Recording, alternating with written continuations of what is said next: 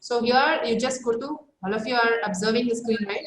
So how to execute your program in an interactive, in a script mode. So in the ideally, so you have menu, in the menu, click on file, just go to new file. Okay. So this is how I got the new file. And now let me try a few statements, maybe addition of two different numbers, c equal to a plus b, then how do you print the values? Print something on the keyboard, how do you do that? So here if you observe, no, it's very, in interactive mode you get the feedback also, feedback of the command. So whenever you open the function, so what are the arguments you need to pass, that kind of feedback also you will be getting. So that will be very easy you need not to remember anything actually. So a comma b comma c I want to display. Okay. See here I'm not giving any semicolon because semicolon is not a must. So that's why I need not to give any semicolon also. And let's make it very clear, a value is so and so, and then close. And similarly, the value is, what is the value? And then we'll see what sum of a and b is.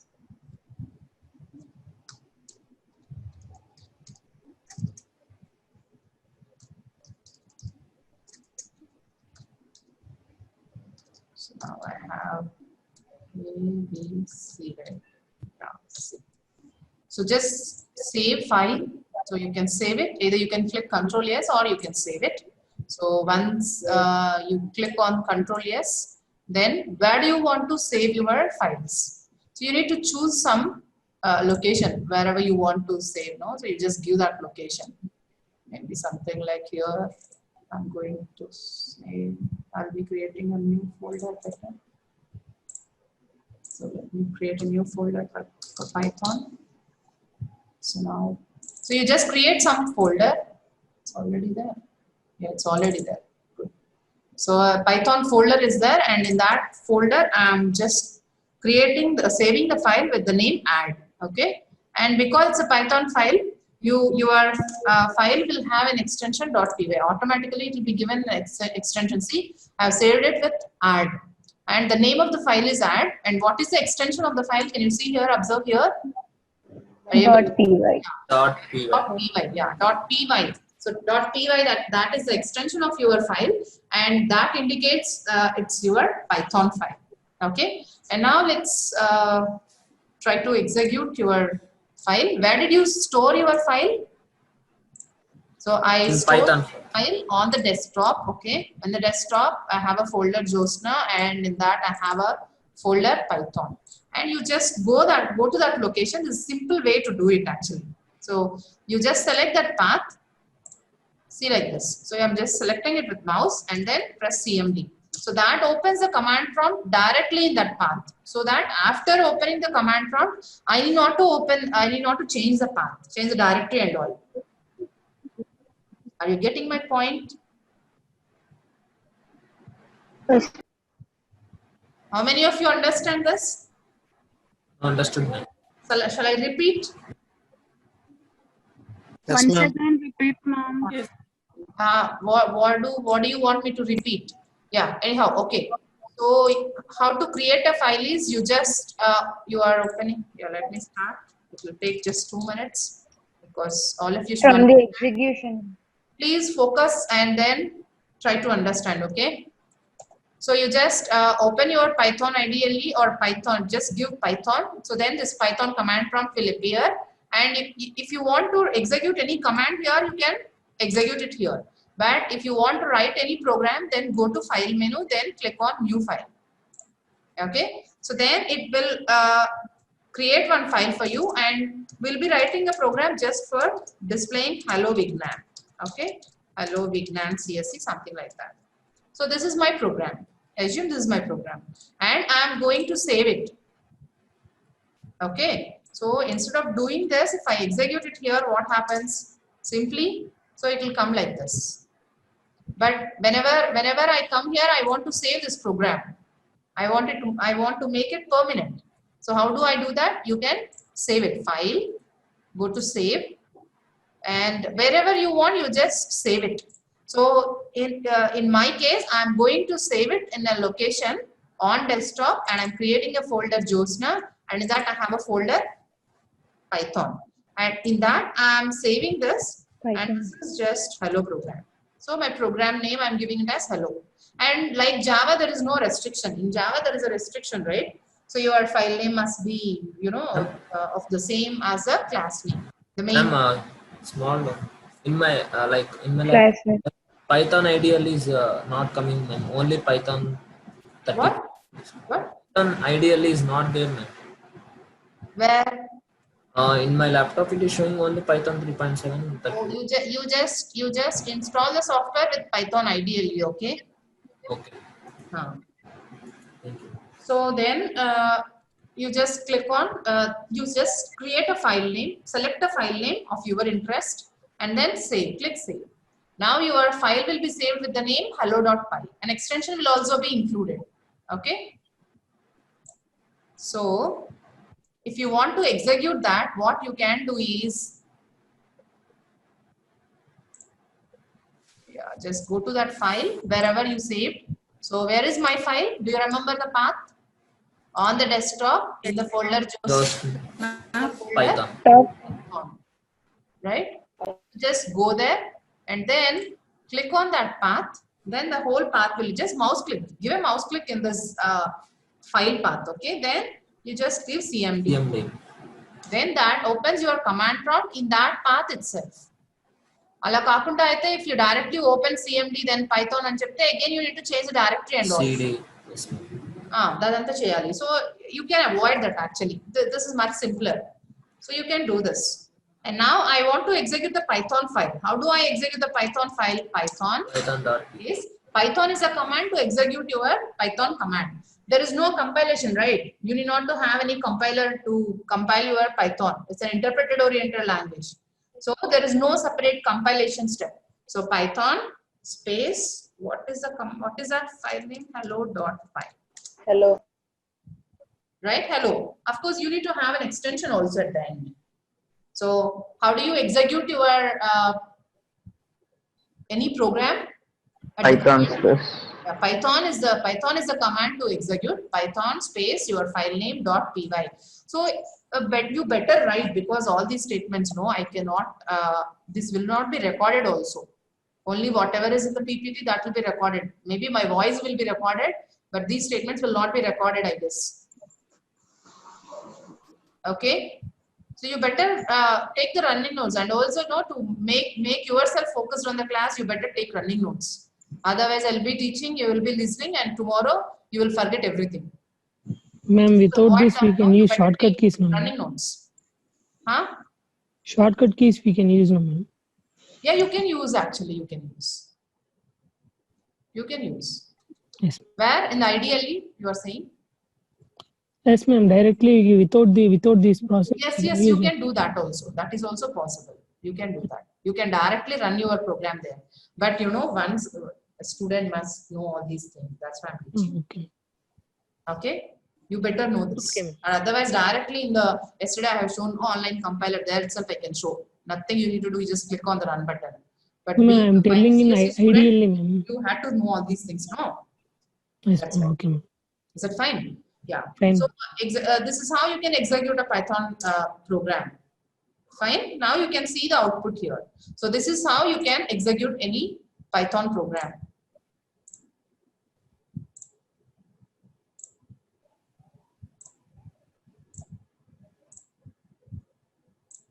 Yeah. Is this clear, this part? Now how to execute a simple Python program? Do you understand now? Yes, ma'am. Yeah. Shall we proceed to the next then? So in both the ways you understand how to execute the commands, right? So in the interactive mode and in the script mode. So basically interactive mode, whenever you want to test one single command or few set of commands, then you can go for interactive mode. And whatever you are doing, that will not be saved. Okay. The commands, whatever you are executing in the interactive mode, that will not be saved for future. As and when you close your command prompt, so everything will be lost. But in the script mode, so you had to explicitly execute the code, but the advantage here in script mode is, your file will be saved. So that's the advantage. Okay. So and I hope you understand this interactive mode very well. Yesterday we have discussed, right? And this is how you can execute your Python program in script mode. And now let's see, I'm giving some assignments. So otherwise you will not get any interest, no? So just try to execute these programs, try to solve these problems, write code and try to solve these problems. You need to execute in tomorrow's class. I'll ask someone randomly to share their screen, and they need to show the outputs. So you can either use the online, what you call online compiler also, in case if you cannot install Python software, anything is fine, but you should show me your screens tomorrow. Is it okay for all of you? Yes, ma'am. Ma'am. All of you must do that. So all these 5 programs, very simple programs, no conditional structures, nothing. So just print the program, whatever, print the hello Python, that's what I have shown. And all the other programs, no, so that you know very well how to do them. So try to solve these programs, and tomorrow's class I'll check randomly. Remind me. And now let's proceed with this. So in the script mode, how do you execute this? We have seen, and then we'll see what commands are. I explained this also, right? So in Python, what is a symbol for commenting? Hash. So, yeah, hash symbol you can use it for, hash symbol you can use it for commenting, but multi-line comments are not available. But instead of using the multi-line comments, you can use 3 quotation symbol or 3 single quotation or multiple line, multi quotations. Anything is okay. Single quotes or double quotations. If you use 3 single quotes or double quotes, so that becomes your documentation. Yeah, let me show that also. Maybe that could be better.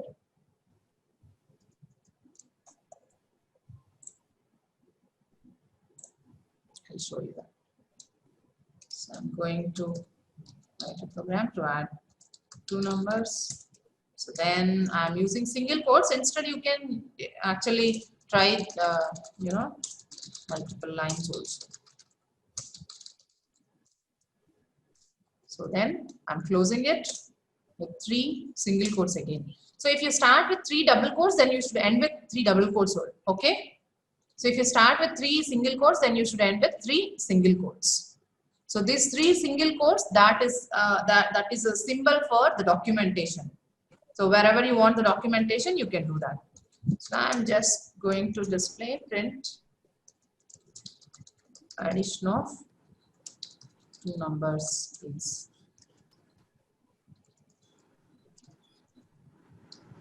This addition of 2 numbers, maybe we'll write 2 commands. A equal to 10 and B equal to 20. Done. Now let me save it, or I'll show you here itself how to run this. So you can run here itself. See? Equals to. Ma'am, C equal to equation. Oh, sorry, ma. A plus B. Yeah, done. So instead of executing at the command prompt, you can execute here itself. But as I told you, being CS students, you better know all those things, how to execute from the command prompt and all. Yeah, so you can run it here itself. Yeah, before running your program, you should save the program, otherwise you cannot. So let me save it. Josna, Python. What is the sum? Or just to show the comments, right? So comments, just name it comments.py. Yeah, now the file is saved and then executed. See? So this file, so I just executed, or otherwise you can execute again. So just click run module, or simply you can use this command F5 also. So just be here and click F5. That's all. F5 is to run your program.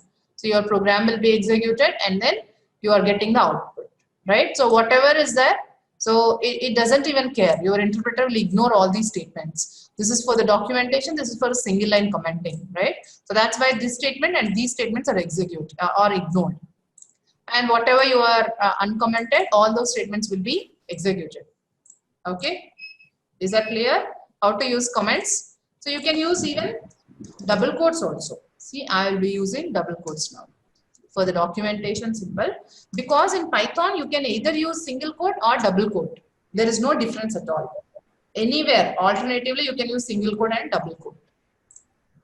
So I'll just save it, then run F5. Is it fine? See, my program is getting executed and then it's showing the result. So I'm using double quotes this time. But condition is, if you start with double quote, you should end with double quote. You can't do it in the, so started with double quote, closing with single quote. That you should not do. That is not allowed. Yeah, is this fine? Do you understand how to execute your code? Yes, ma'am. You, all of you understand? Yes, ma'am. Yeah, Yes, ma'am. yeah, very good. So now let's continue.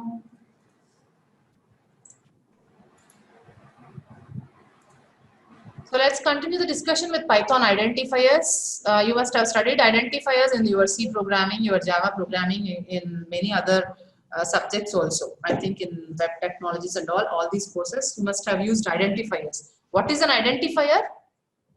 Identifier is basically the name used to identify your variables, your functions, your classes, objects, modules, packages, or whatever it is. So the names you are giving to all these things, that is called as identifiers, right? And every programming language have its own set of rules to create the identifiers. And in Python, any identifier can start with either with the capital letter, capital uppercase, or the lowercase character, alphabet that is. Or you can even use the underscore. So that is as a starting letter. And it can followed by one or more letters. Actually, there is no limit on the number of characters you are using for the identifier. Say, for example, here in this program, what are A, B, C are the variables, right? And the name I am giving to this variable, this is called as an identifier. I can say A is an identifier. So I am simply calling it as A, or otherwise I can even write it as A value, right? B value. That is also fine. You can give any name to that variable, right? And what are the rules? What is valid to give the variable name? And now let's see. I'll just explain one thing. Let's see. So x equal to 20 I'm giving. And now I want the name as x ampersand y. Can I use that as a name, as a variable? It's not valid, right? No. Yeah, though, because ampersand is not a valid symbol in the identifier. That's why it's not allowing. And let me start with x1 is the variable name. x1 equal to 10. Is it valid? Digits are allowed. That's Yes, why it's ma'am. valid. Right? x2 also is valid because digits are valid. And the another thing is the capital X and the small x are different. I'm using a name capital X1 now. Now let's see. This is capital X1 and okay. So capital X1, I'm giving it as 100. So now let's see what is X1. It's 10. But what is capital X1? It is 100. Do you understand now? So the capital case and small case, because Python is case sensitive language. So capital, the variables or the identifiers that you are creating with small case is different from the variables you are creating with capital case. Okay. And you cannot start any variable with a digit. So X1 is valid, but 1x is not valid if you understand. See, showing an error. But you can start with underscore. That is valid. Underscore 20. See, you can do that.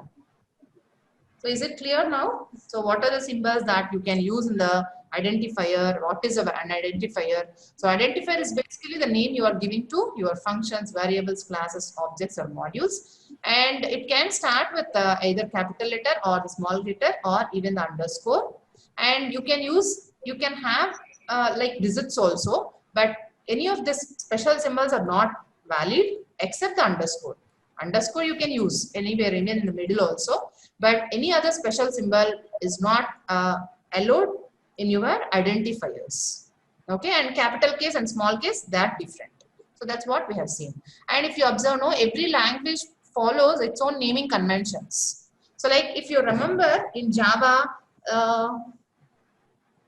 say for example, any built-in class, buffered reader. Do you remember buffered reader class in Java?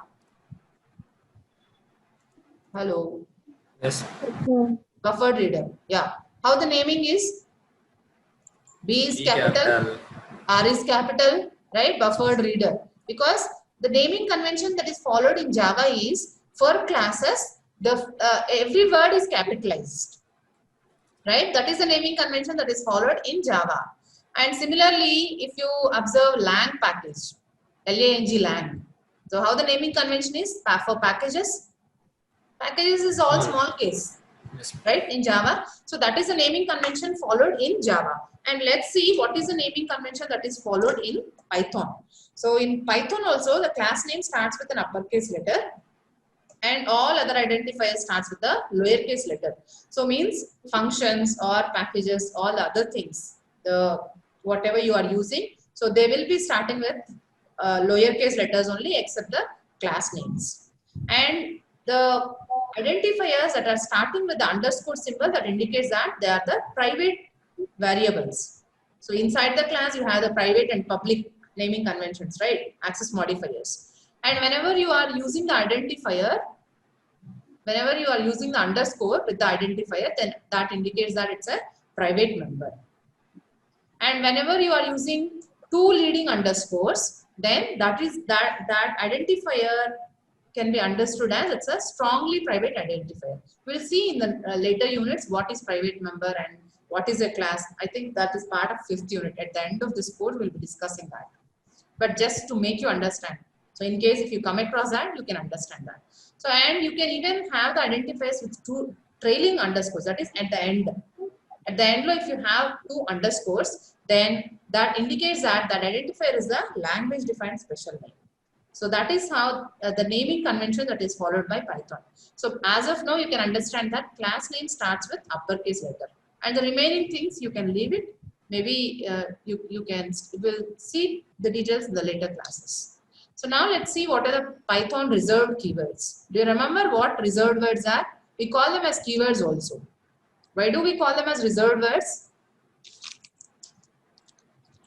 They have certain function for them already defined. They are already defined by the language. That is, they have certain meaning by the language. So that's why we call them as reserved words. And because they cannot be used as identifier, that's why we are calling them as reserved words. Actually, when I write the program, I have used a equal to 10, x1 equal to x2 equal to something like this, right? Because identifier can be any set of words, set of letters. But you cannot use any of the words that are part of the reserved words. So let's try. So here I have listed down all the reserved words in Python. So let's create a variable with if equal to 10. Is it valid? No, right? Because the reserved words, you cannot use it for the variables or for the function names or as a class names. So you cannot disturb them. So that's why the name is given as reserved words. They are reserved for some special purpose. So every reserved word has some special functionality, the special validity. So that's why you cannot use any of the reserved words or the keywords for the variable names or the function names or for the class names or object names, or for nothing you can use them. So they are reserved, so you don't touch them. So that's how, okay. And always all the Python keywords, they're all in the lowercase. Here you can observe that. So just try to read them once. What are all the reserved keywords you have? So basically there are 32 keywords, 32 reserved words in Python. So these are all the list of reserved words. So we'll see shortly, one by one, how do we use them. So basically with this, the first unit is over, but I'll be teaching much more details, okay? So keywords, let's continue with the description of the keywords. What are the keywords we have? So we'll start with AND. You know, right, what AND is in Java or C? The same way you can use AND. Why do you use? How do you use AND? Do you remember? Can you tell me? Hello. It is To not. display the conditions. Yeah, conditions. So to combine two conditions, you can use it, right? Say for example, A is greater than B and A is greater than C. So to join two different relational operations, you can use the AND operator. So you can, this is a logical operator, right? To combine two or more relational operators, you can use AND operator. And as is used to create an alias. And so as of now, I cannot explain you all the keywords with the examples, but try to understand, try to catch at least the words. Okay. So as we go through the classes, you'll be able to understand each and every keyword, but try to at least remember the words. And as the name indicates, as is used to create the alias. And assert is a keyword which is used for, for debugging purposes we use. So we'll see that later shortly. And break, we already have seen in C or in Java, right? Break. Why do you need to break? Why do you need break statement? Come out of a loop. Whenever you want to break the for loop or the while loop, that is. So if you want to come out of the loop when the condition is met, then you can use the break statement. And class is a keyword which is used to define the class. Wherever you want to create a class, you had to create the, you had to start the class name with the keyword class. And continue. Continue the next iteration. Yeah, one particular iteration of the loop, if you want to skip, you can use continue. So continue is basically used to skip one particular iteration of the loop, either for loop or while loop. If you want to skip any one particular iteration. So iteration lo em jarakudu. So in that case, I'll be using continue. And def is a keyword which is used to define a function. So before the function definition also there is a keyword. Just like class. How do we create class? Class followed by class name. Say for example, I'm creating class student. How do I do that? Class space student. Something like that, right? And similarly, functions are also insisted to use keywords. Like how we created functions in Java or C. Void, like a written Void function one, something like that, right? Void factorial, something like that. So, but here there is no return type. Because of that, we will be having a keyword called def. Wherever there is a def, whatever is starting with def, that indicates that you are going to write a function there. So def one, def fact, something like that. And delete is as usual, similar to your C or C++ or Java. So this is to delete an object. Whenever you want to delete an object, you can use delete, del. Okay. And else, you remember else? If else, you know that very well, right? So the as part of the conditional statements, we can use if and else statement. And similarly, elif is also there. So nested, if you want to write something nested else if, then you can use elif. We'll see that in the next unit. Okay. And then except. So in case of the exception handling, so we have the try catch blocks, right? Gurtunda? yes, ma'am. In Java, we Yes, have ma'am. try catch in the exception handling. So whatever you can do with catch block in case of Java, you can do the same with except. And then false is a keyword, so which represents a Boolean value. So we here in Python we have true and false also as a, see here, true. So true is a Boolean value. Say for example, I have A equal to 10, then B equal to 20. I'm going to compare A is greater than B. So it's returning false.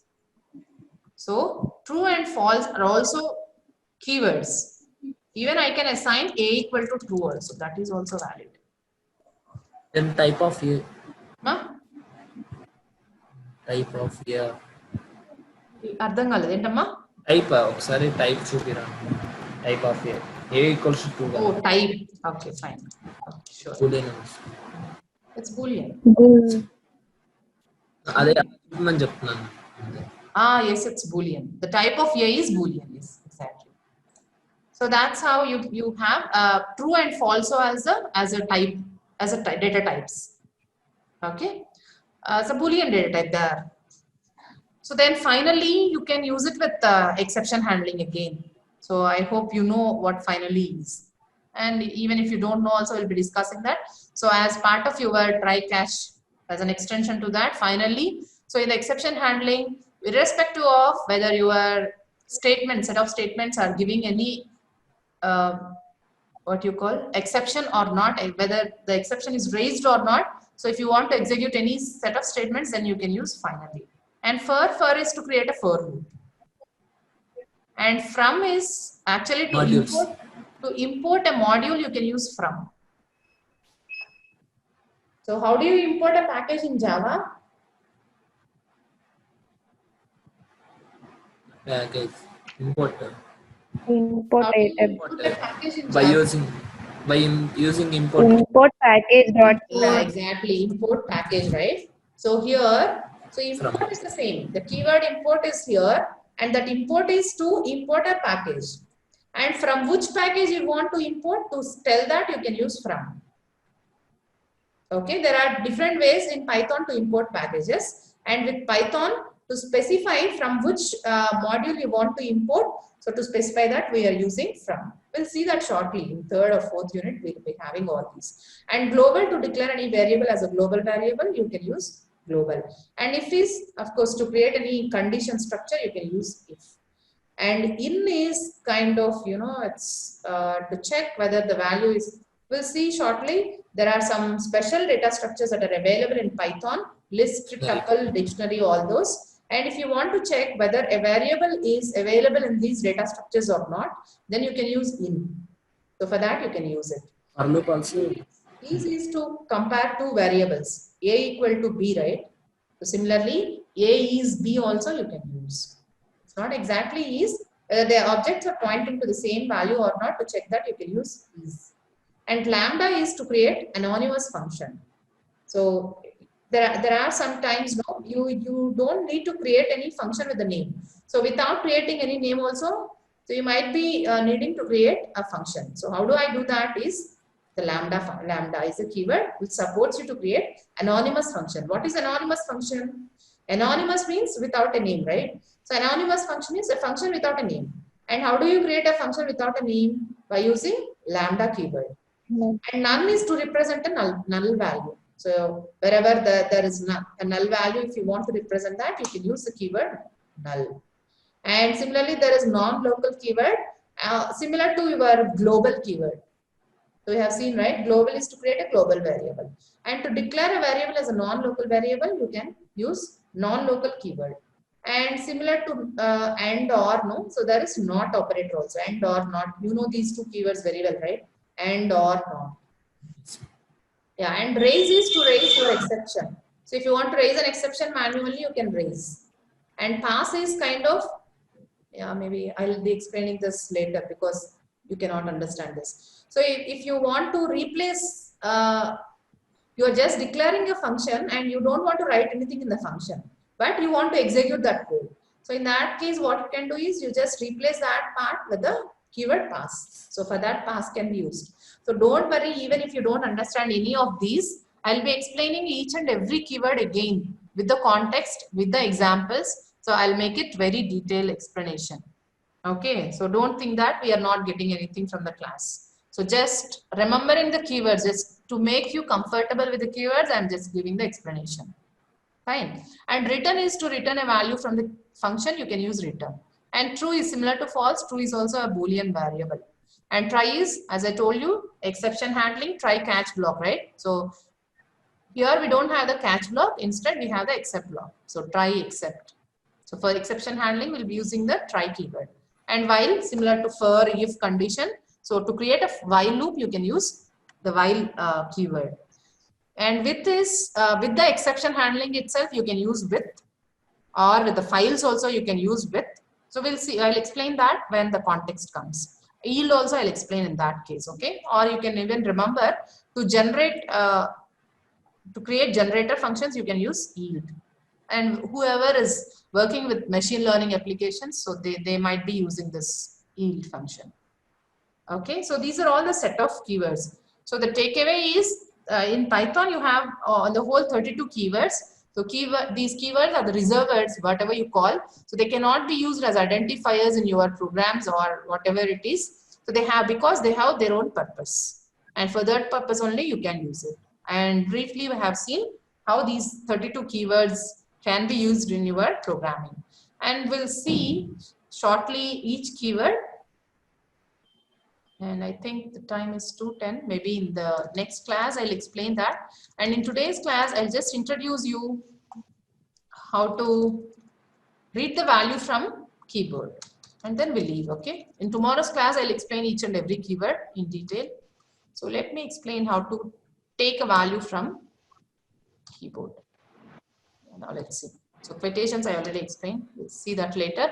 Yeah. So let's see how the input and the output statements can be written in Python. So I already given an explanation about output command, right? So how do you display something on the keyboard, on the output device? Which function can be used? Print function. Print function, right? So print function. Can you give me the general form of print?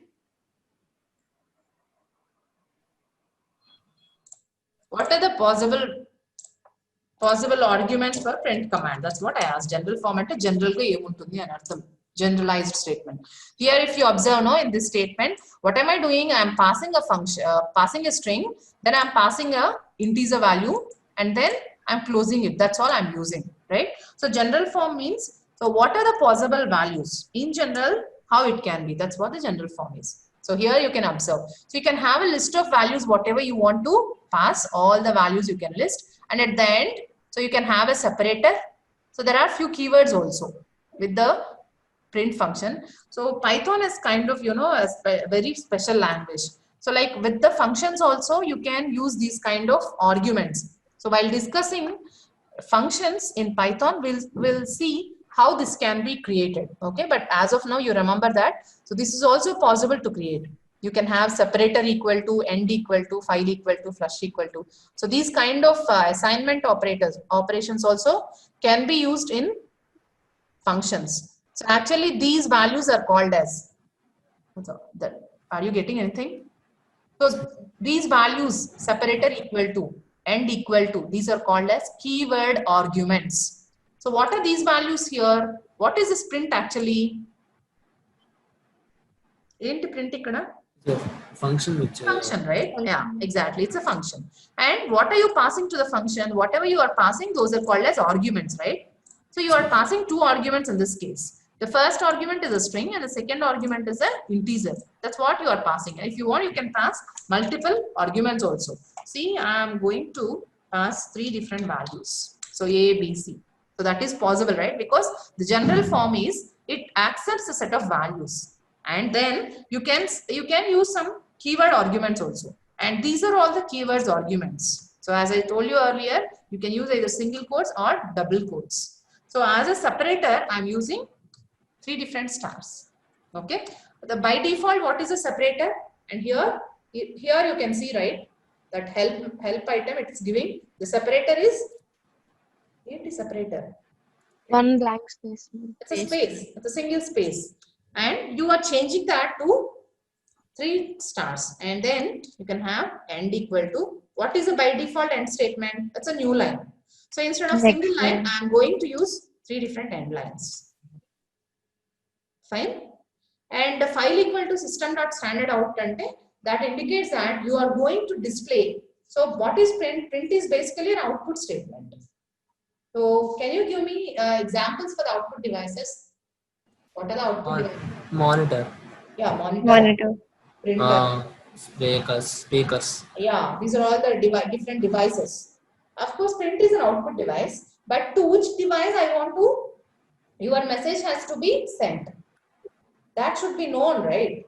Yes. So for that, you are saying that system.standardoutput. So what is a standard output device in our PC? The monitor is a standard device, right? So that's what we are passing. So file equal to sys.standout. Actually, you need not to pass, that's a default. And flush also, it's false. That is whatever is there in the previous print statements. So that has to be flushed or not. Okay. So that's how you can give. So now let me close this and let me give one more print statement so that you can understand print. It's end of the program, something like that. The end of the program. Now let's run it. Ma'am, n equal double to quote madam. double quote. Okay, thank you. So I'm listening response only from few students. I'm not getting any response from others.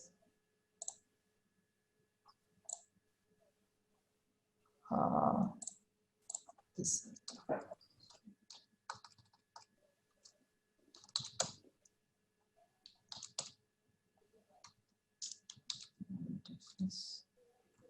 F5. See? Can you see how it is happening? Can you observe the difference? So here if you observe now, print first line, in the first line I'm saying addition of two numbers is, comma C. So it's displaying in the single line itself. And there are two arguments, right, to the print function. And how they are separated, the two arguments with a single Comma. space if you observe. Just one single, no, when you are Okay. passing it's by comma. But when it is displayed also it's by a space only. A single space is used for separation. But here I changed it. So the default options I have changed it here. So I am displaying three different values A, B and C. And then the separator value I fixed it as 3 asterisk symbol. So that's why, so 10 and 20, 10, 20 and 30 are separated with 3 asterisk symbols. So do you understand now? Yes, ma'am. Yeah, good. So now what is the end? End means after printing these three values, what should I do? So that's where my next line should start. That's what the end indicates. Okay. And by default, it is a single line. So andukani cheppi, the previous line, after displaying this line, immediately your next line started here. But now, because I changed it to 3 slash ends, your new line started after 3 new lines. So does it make sense for you? Is it clear to all? Yes, ma'am. Clear. Now let's see how to take input value from keyboard. So input is a function which is used to read a value from keyboard. So I'll just take 2 more minutes and leave. Okay.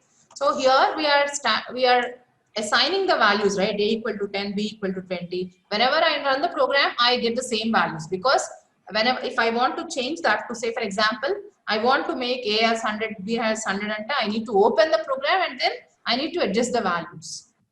So statically I am assigning the values. Instead, can we get the values dynamically from the keyboard? So that's what the question is. How to do that? Let's see. So there is a function called as input function, similar to your scanf function in C language.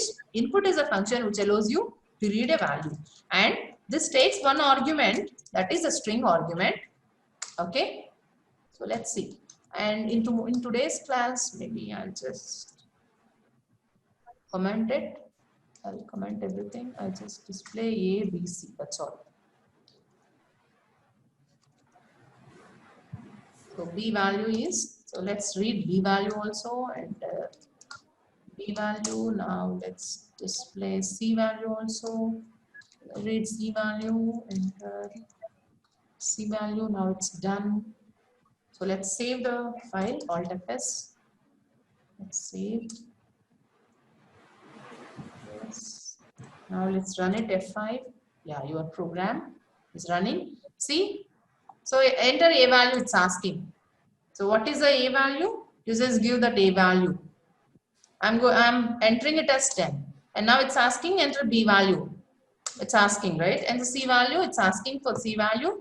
And then I entered it. So 3 values, I just displayed it. Is that fine? Yes, ma'am. Yeah, now let's see. So let's add the 2 values of A and B, and let's place that in the variable C. And now let's see. So it will be a magic. There will be a magic for you. Control yes. Let's observe what's going to happen. 10, 20 output will come out. Was it? Let's see. Because which type? 20. See what is happening here? 10 starts. 10 is A value, B value is Concatenation of them. huh? What is C value? Concatenation it will come out. Because it's concatenated. The reason, Yes. the very reason here is Enter. the input function. It reads a value from keyboard and it displays the values as strings. Now let me show you. So let's go for the interactive mode and see. So that will be helpful for us now. A equal to input A value. I'm saying yes 10. What is the value you are entering? 10, right? Yeah. 10 and what is the type of A must be? Enter, but it will Integer, but it's a string, because always the input function, it returns a string only, whatever type you give. So now let's repeat that and see. Control Alt P, right? Yeah. Alt P. Yeah. Now let's repeat the statement and 20.34. What is the type of EA now? Float. It should be float. But let's Float. check it. Let's check it. String. Whatever the type you give, the input function returns only a string, right? So for this, what do I need to do is how to overcome this. So You should mention. similar to your Java, right? You know Java, all of you. So just typecast that value. So enclose whatever is returned by the input function and pass it to the integer function. That's how you are converting to integer now. Problem is solved, right? Now let's see. So I'm going to enter 10. And now let's check type of EA. What is EA now? Done? Is it done now? Yes, ma'am. Yeah. Yeah. So now, shall we stop the class here? We'll continue tomorrow.